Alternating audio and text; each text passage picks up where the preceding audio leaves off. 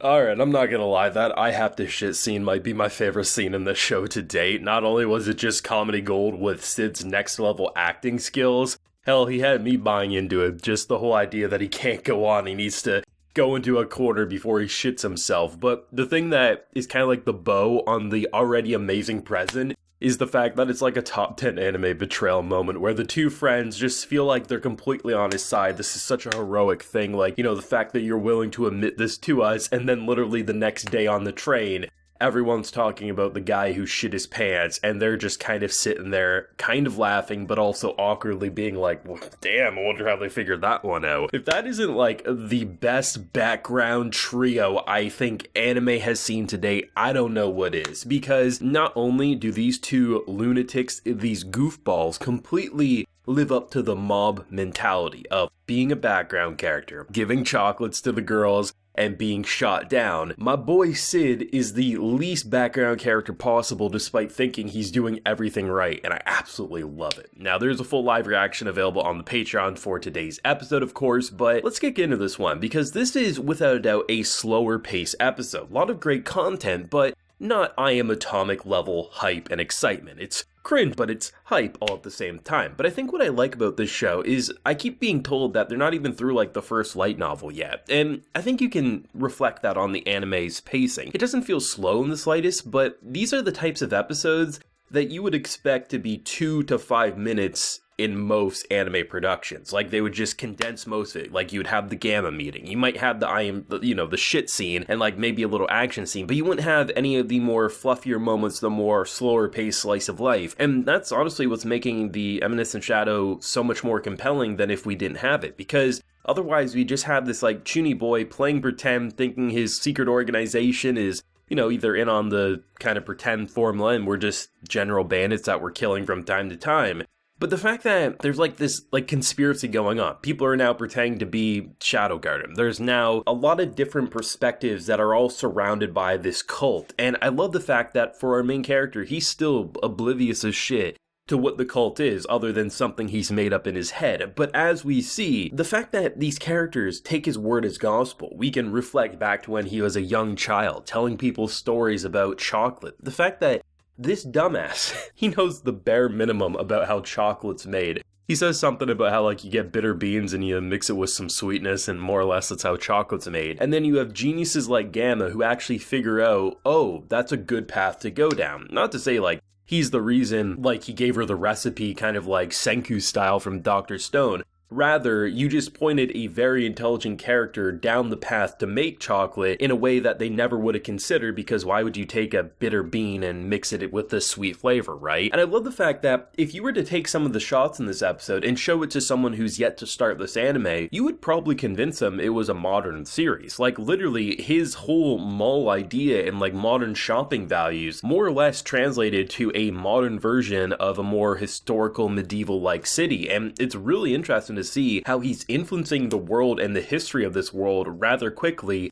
by literally playing pretend from his point of view, but in the process shaping basically generation jump ups. Like, they shouldn't be where they're at in a lot of ways, from the shopping malls, some of the things that have been made until hundreds of years later, yet because of his push in terms of how his little clan is operating, he's done so with grace. The thing that's really fun about it is he's also uncovering a secret cult without knowing. And I can only think back to, it was an episode or two ago, when he was decking out his chuny room so he could look cool when people would come over.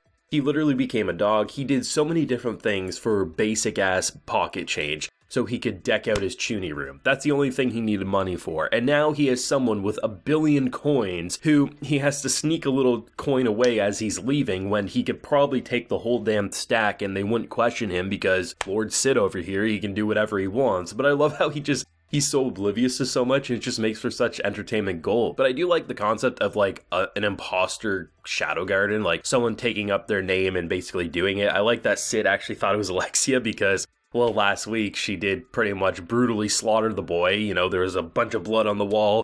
When people saw it, there was no body, just a lot of blood, the bodiless murder. And then obviously we get that whole romantic scene with the new girl who very much was just like flustered beyond belief in a way that I still can't comprehend, and honestly giving the girl chocolate is just going to make it even more complicated. But I like the fact that it very quickly gets resolved in a way that it wasn't her doing it. And I'm glad that they didn't remove her from the equation, because I kind of thought because of the whole quote-unquote breakup scene, whatever you want to call that, they were going to more or less shy away from her character going forward, because there is so many characters to follow, and in return, if she's not going to be relevant in a fake relationship, then, well, why would she stick around? But I'm glad that her and her sister are still relevant to the plot right now, because I think they're both interesting perspectives. And when it comes to her sister, she's very clever in the way that both of them, you know, both sides, the fake version of them and the real Xiaogarn, probably can't be trusted, which anyone with a brain from her point of view should be saying that. But it was a fun episode, right? Because it was something that it had its laughs, it had its violent moments at times. And I mean, we literally ended the last episode with our boy launching essentially a nuclear bomb, killing probably thousands, if not hundreds, from that blast. We saw the hole in the city. Like, there was buildings, there was people's homes there that were obliterated just because he wanted to look cool. The dude is a lunatic. He's an absolute lunatic. He can easily kill everyone in a very quick way with his little shadow hands he can make into scythes or swords, whatever he wants. But for him, it's all about looking cool from his point of view, and I love the fact that the deeper we go into the show, the more crazy shit truly becomes, to the point that he is uncovering such a mystery and has no idea. Now, I will say Gamma's probably the most entertaining out of the lead girls so far. She is smart as hell, as seen by her devotion and creation of chocolate, the mall, everything like that, but she is clumsy as shit. She falls like face first and as they're wiping her blood off her nose, she's just like basically basking in the aura that is Sid, and I'm just like, I love how serious it is from everyone else's point of view, but it's just so goofy from Sid's. And in moments like these, we see it as the goofy side, but if you were to focus in from her, she'd probably have like this whole internal monologue going on about how great he is, and oh man, I might have fell, but man, he just looks so good up there. It's just, I love what they're able to do with this, right? Like, I don't know exactly where we're going with New Girl's story, with the whole like sickly father, you know, where she's apparently the smartest in the kingdom. There's a lot of uncertainty going forward, but I think there's enough mystery, enough establishing moments within the past couple of episodes to clearly say the next few are definitely going to be bangers, which, I mean, we're 6 episodes in, the show's been a banger since episode 1, even if episode 1 still was a head scratcher, being like, damn, where are they going with this, to clearly get into the momentum here. The other new character, New, was definitely bone chilling. I thought she was going to try to stab Sid in the back before initially, obviously, the Gamma meetup.